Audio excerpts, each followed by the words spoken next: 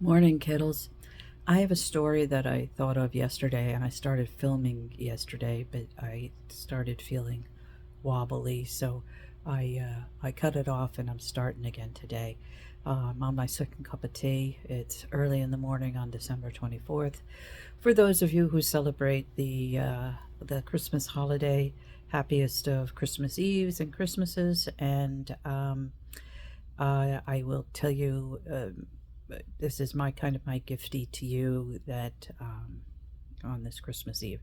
It takes a wee bit to tell, so it's going to be a wee bit long, this story, but it's worth it, honestly. And I will be naming names because there are family members involved in this, and it's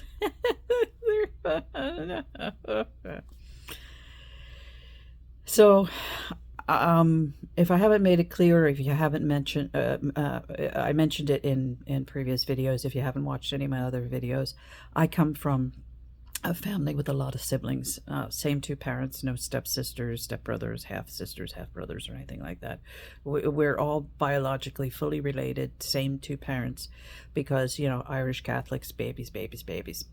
And I have this story where I mention at least one of my siblings and my mother, because they were involved in it. Yeah. Also, in previous videos, if you haven't watched them, I worked for, not only have I worked in the entertainment industry and kept my toes in it, as it were, as I worked for government agencies. I was a deputy registrar for the state of New Jersey. I worked for the health department. I worked with social services, and I was a 911 operator, a police dispatcher. And I went to three police academies, and the third police academy that I went to, I learned communication skills of becoming a crisis negotiator, which used to be called a hostage negotiator.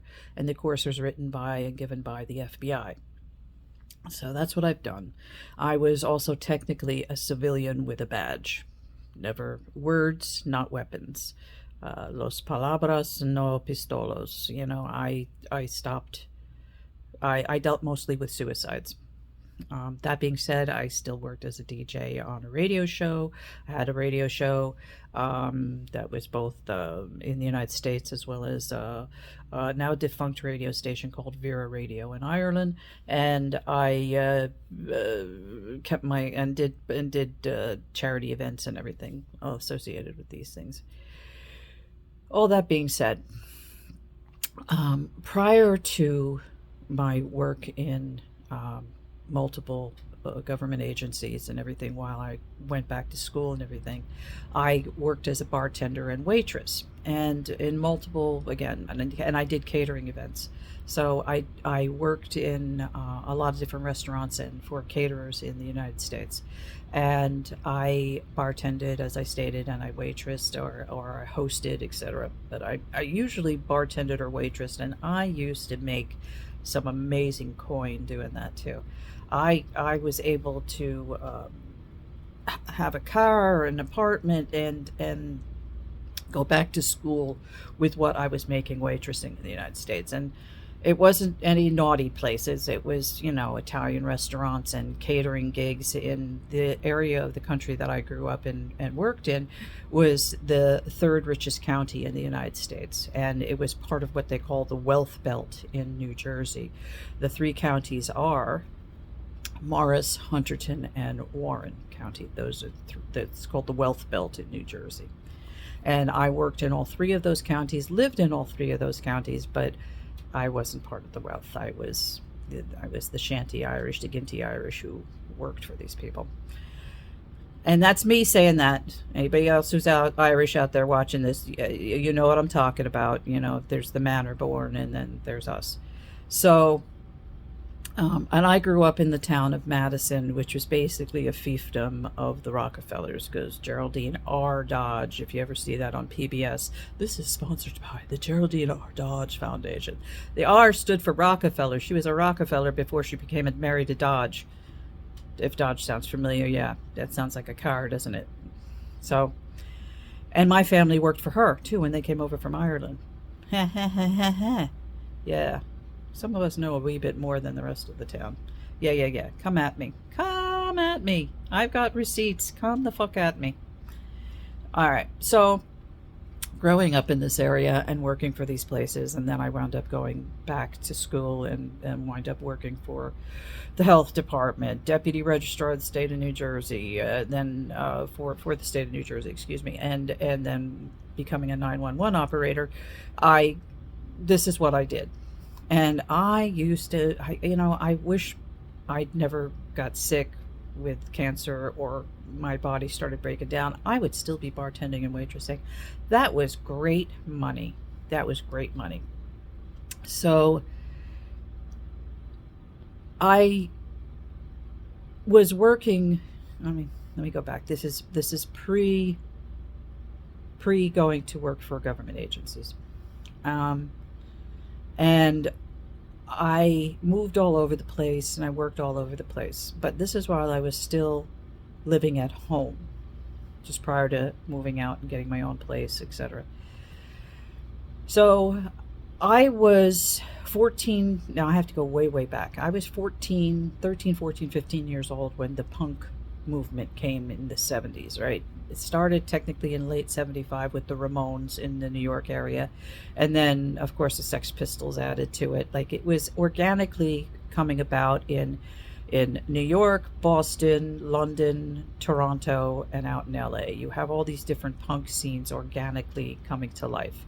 And those of us in Madison, in New Jersey, we were a train ride into Manhattan, 40-minute train ride into Manhattan. And I would go to the punk clubs. I was at CBGB's. I was at Kenny's Castaways. I was at the Ritz. I did go to Max's Kansas City once, and I was at the Danceteria, all 4 levels. I was up on the VIP level on the 4th floor. And then of course towards the end of the big club scenes was Limelight, which was the converted church. And then Giuliani fucked things up, and then all the clubs wind up getting shut down. But man, what a time period. It was great. And to be what we were referred to as a club kid, we would get dressed up, and part of that in the punk scene was leather. I had a black leather jacket, had the spikes, vacillated between heavy metal and punk. And it was really just an interesting time period, because we couldn't afford the shishi poo poo clothes. So we shopped at Army Navy stores to get our Chuck Taylors, our high tops. I have 2 pairs of those, and I had my black leather jacket. You buy things from consignment shop, well, not consignment shops, from charity shops. And this is how we dress. This is how we had to dress. And especially coming from such a large family, not a lot of money, a lot of hand-me-downs, hand-me-ups, hand-me around the neighborhoods. That we everybody didn't have a whole lot of money. So I thought it was cool, and we found some of the old 60s style clothes and we updated them, and but I had a black leather mini skirt, I had a black leather jacket, I had fishnet stockings, I had the whole 9 yards. I had all that, and then of course the jeans, the ripped jeans with the knees, like Joey Ramone, and all of that, right? It was a time period, it was a look, it was a style, and it wasn't chic. It was what we could afford, and also it was a fuck you to the rest of society. We were tired of the peace and love of the 60s while a Vietnam War was raging. How hypocritical. So you had the punk movement that came about with the working class kids, and we were like, fuck you. We were economically depressed while we saw everybody else around us get, Daddy, my Beamer is dirty, I need a new one. And little Muffy Buffy Skipper would get a new car, and meanwhile I was not driving anything and walking and taking the train. So we knew. Was it bad? No. Kept me in shape, and I got to go into the city all the time. So not fitting in wasn't a choice. Not fitting in was kind of put upon me. And people like me. And those of like minds found this music and found this movement of punk and thought, wow, that's the anger I can get behind. That's the idea that I liked. And you were accepted for who you are, not what you had in your bank account. And so I was back then 14, 15, 16 years old, going in and again went to all those clubs and saw these bands. And so I had this clothing.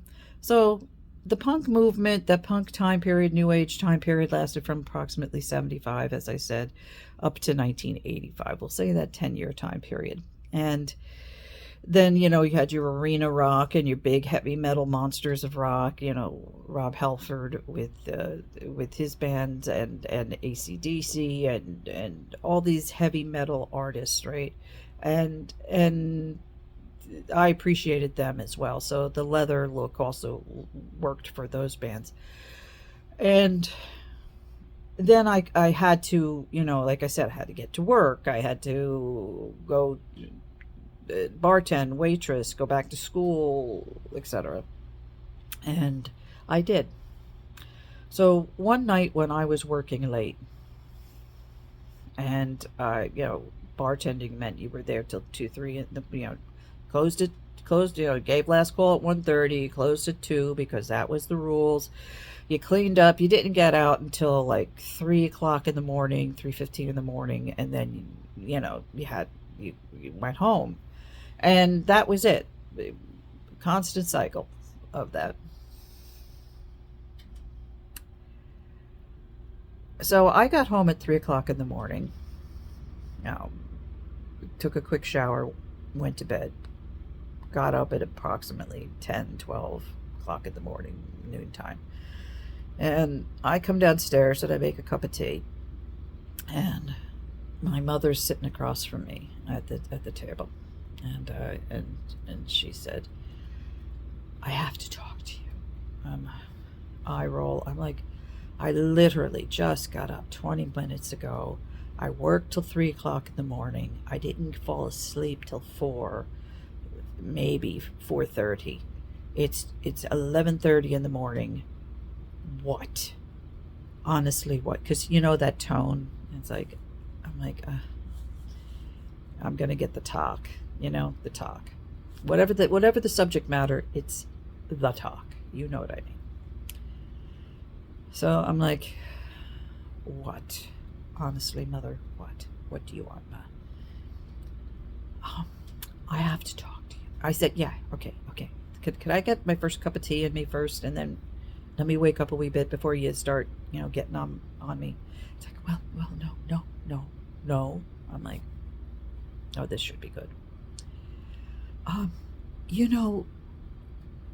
Carrie, your younger sister. I said, I know who Carrie is. I know who all my siblings are. What?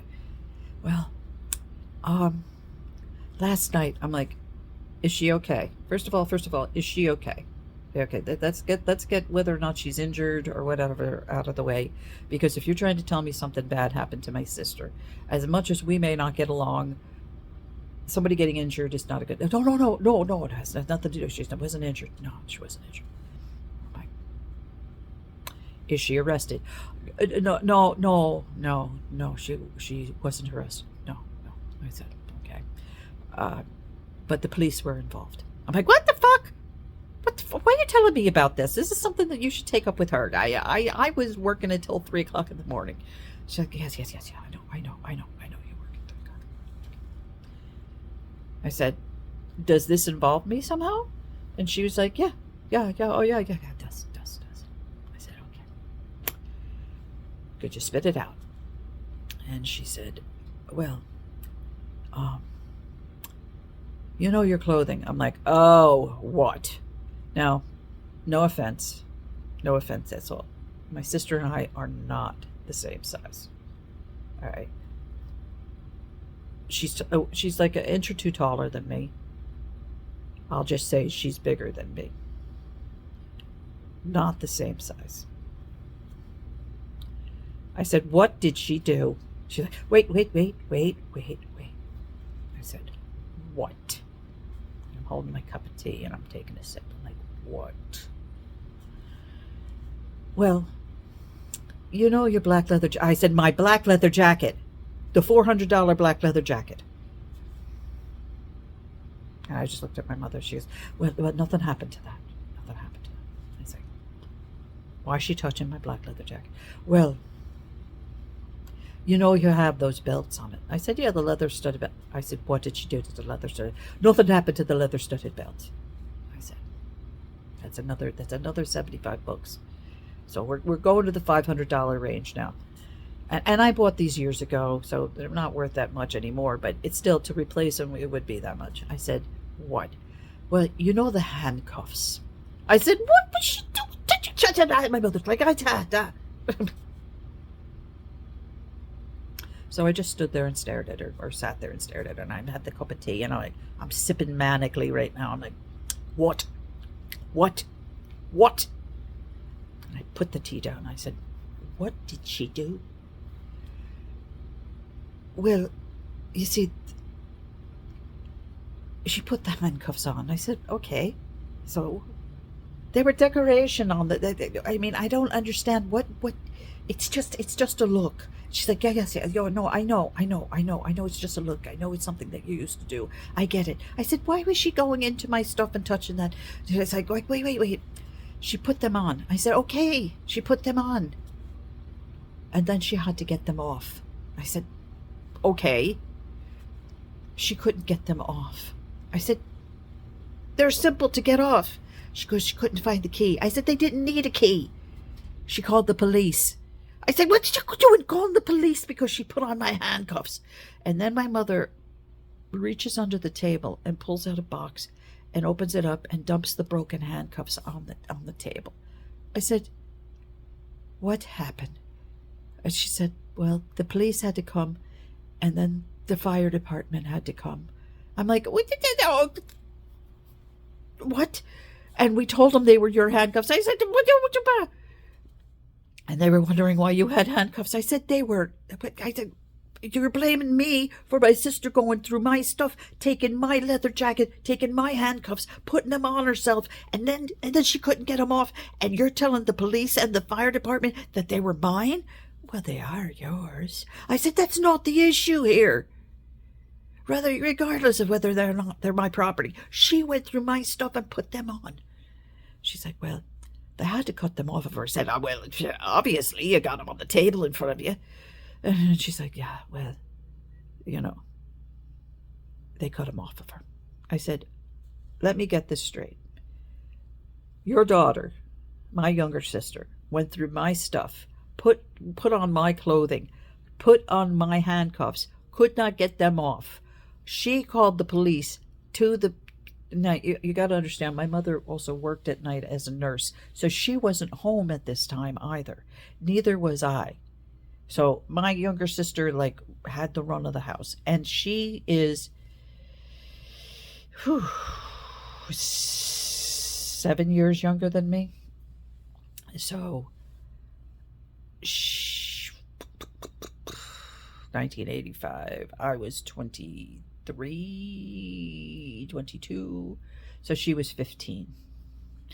So the 15-year-old minor, who was home alone while my mother was at work, while I was at work, while my other siblings weren't home, went through my personal belongings, put on my leather jacket with my leather studded belts, with my handcuffs, and then couldn't get the fuckers off, and then called the police, who had to call the fire department, who had to get some mini jaws of life and cut her out of them.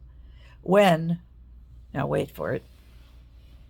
So I said to my mother, I calmed down. I put my cup of tea down. I said, Ma, those were trick handcuffs. You don't need... they have a set of keys, but you don't need the keys. And I took up one of the unbroken ones, and I cuffed it. And then I showed her the little lever on the side. Click. It comes undone. I bought this up at a novelty shop in Morristown. Why is she, first of all, going through my stuff? Second of all, trying them on. Thirdly, putting on handcuffs. Then calling the police because she couldn't get them off. And then they had to call the fire department. And my mother's looking down and she's like, I know, I know, I know, I know. She shouldn't have touched any of your stuff. Because here's the other thing. I'm usually the scapegoat in my family, the black sheep, the black leather jacket, the handcuffs, right? I'm usually the one in trouble. So I'm like, and my mother's like, I'll pay you for him. I'm like, no, she will. The 15-year-old has babysitting jobs and stuff. She can pay me. She's the one who can pay me. She has jobs. Oh, well, she'll replace all of that. And I said, and what happened to my leather jacket? Oh, nothing happened to the leather jacket. It was just the handcuffs. And my sister is in the room next door crying. And I hear her and I get up and I walk into, it's the dining room. I walk out of our kitchen area and walk over to our dining room. I said, what the fuck were you thinking? I just tried it on Sarah. I just thought it was cool. I said they were trick handcuffs. You didn't have to have them cut off. You could have just clicked this thing here, right here. Look, and I'm showing her. Click it. They're magic handcuffs. I bought them up at the novelty shop at Dell's Novelty in Morristown. Are you kidding me?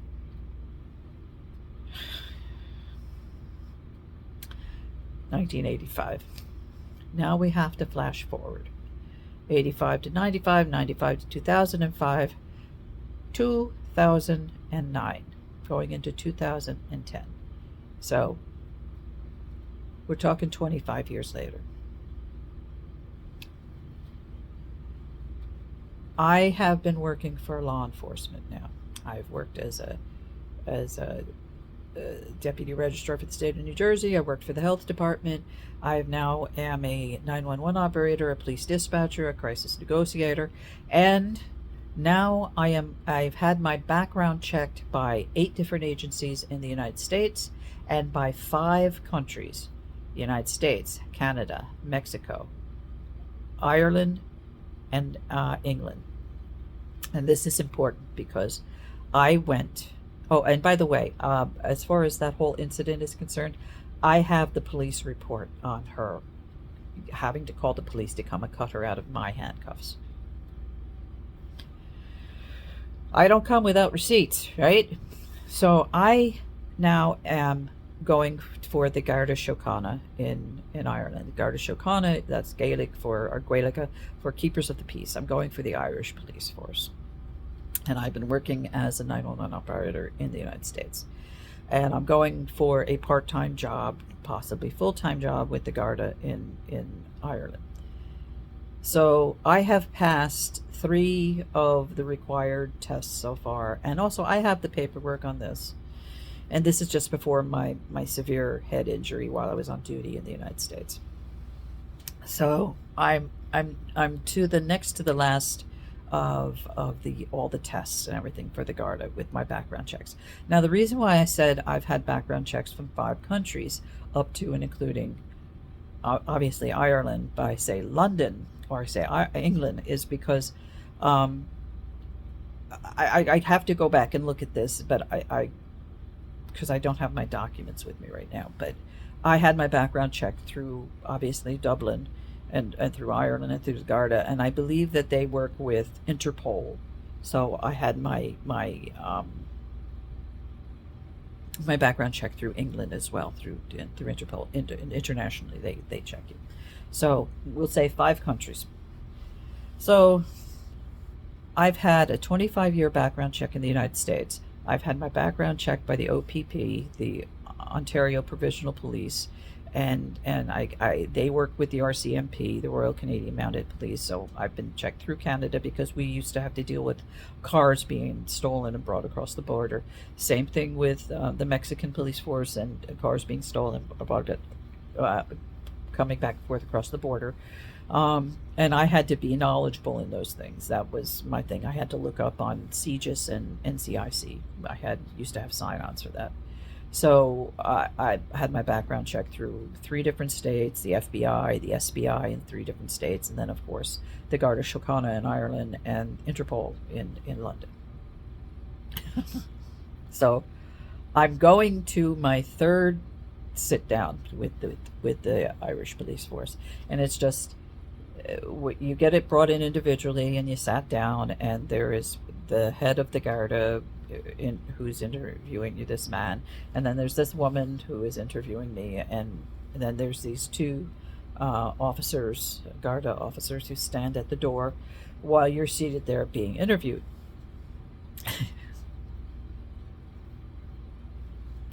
So this is 25 years plus later. So I passed almost all my tests. This is the next to the last test of me being hired by the Garda. So the woman's speaking with me, the gentleman's speaking with me, the woman's speaking with me, the gentleman's speaking with me, and the officers.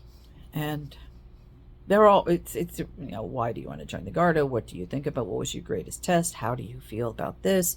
Do you feel that you have done anything wrong in your life? Can we ask you about this?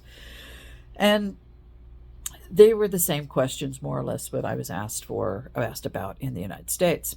And I was like, oh, giving close to the same answers. And then they were like, you realize you have to learn Gaelic. I said, yes, I've been taking it for at least 4 years now.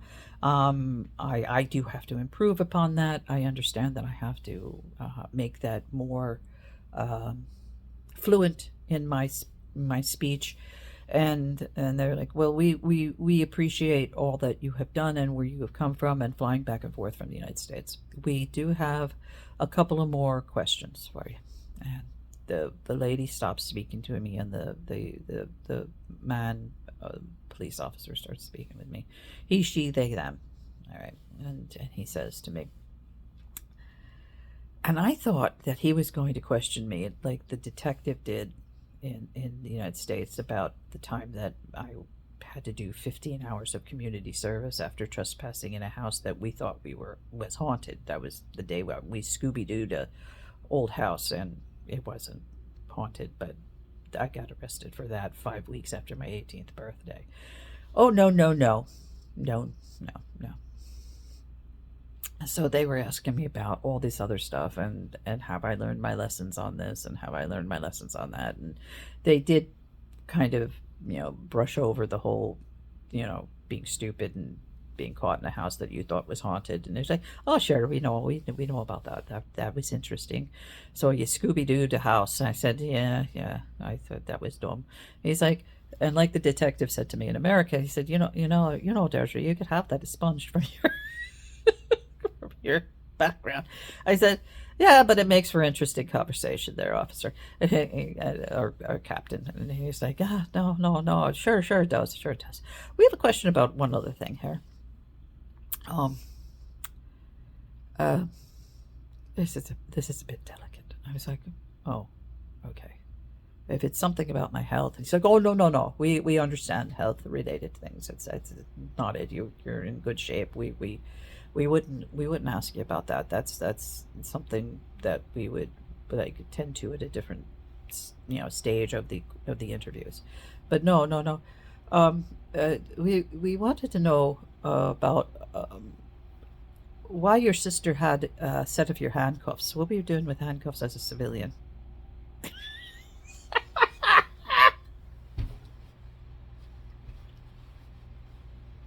I was like, so I had to like, and I had the whole Homer Simpson dough face. I mean, these guys are thorough. In my head, I'm thinking that. I'm like, and it seemed like an eternity. It was maybe 3 seconds, and I went, and you saw his face, and he was like, I was like, they were joke handcuffs. They were magic handcuffs. And the woman who was interviewing me is like looking down at her notes, and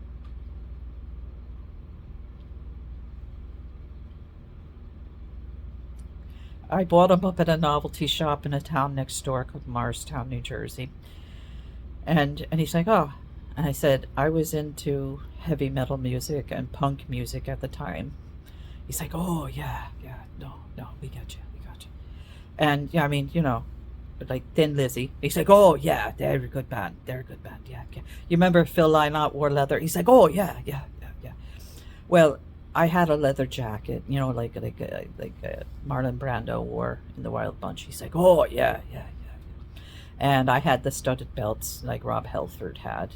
Oh yeah, yeah. That's another good band. Yeah, yeah. And AC/DC. We're into AC/DC. Oh yeah, yeah, yeah. They're another good band.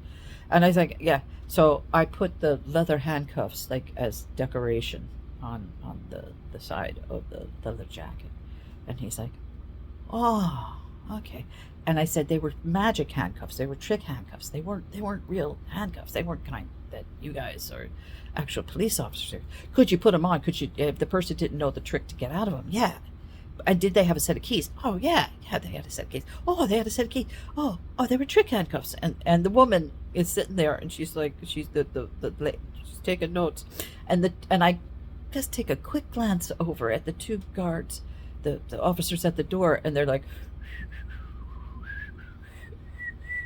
looking everywhere. Look at the shoes. Look at the ceiling. Try not to look at me. One of them glanced at me, and I was like, so I look back at this high brass officer who's interviewing.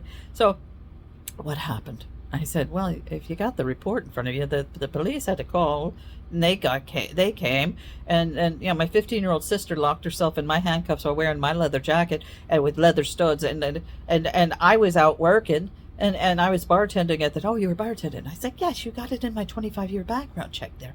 And he's like, oh, okay. And so what happened? I said, you have it right there. The police had to come. They couldn't get him open. And then the fire department had to come, and they had to cut him off of her. That's what happened. That's all. And the woman who's taking the notes is like, yeah, I was like, well, yeah, that's all that happened. That's why I had a set of handcuffs, and they weren't even real handcuffs. And he's like, sure enough. All right.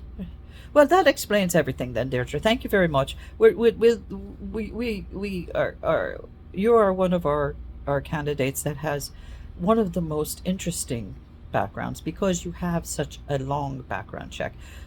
You're a wee bit older than some of it, and at that there's nothing. We're not ageist here. We're not ageist, but we thoroughly enjoyed reading your background. And I was like, he's like, well, you have 25 plus years background here, whereas we have people in their 20s. They don't have 25 years unless we go back to when they were wearing nappies and stuff.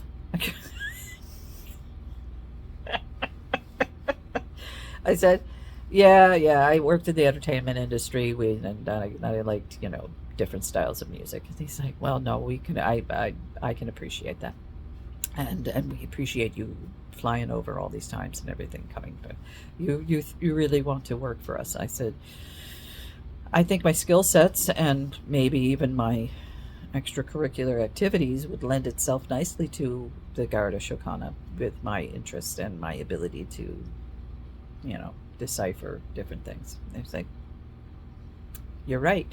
You're absolutely right. Thank you for being honest with us. Thank you for coming in. Blah, blah, blah. Gara Mahaga, Falcharoth, and was my time with the Garda Síochána. So, yeah. Shortly after that interview, about 6 months later, was when I got injured, and I had severe head injury while I was on duty, and unfortunately I could not go back and work for the Garda Síochána. But the whole interview process throughout all of these jobs and these agencies that I worked for was always interesting. But what they do is they not only do a 25-year background check on you, they also check on your family members. And seeing that I have a metric shit ton of siblings, there was a lot to look through. And the one story that they decided to focus in on was when my sister decided to go through my personal belongings and clothes and put on my leather jacket and handcuffs and had to have the police and the fire department come and cut her out of them.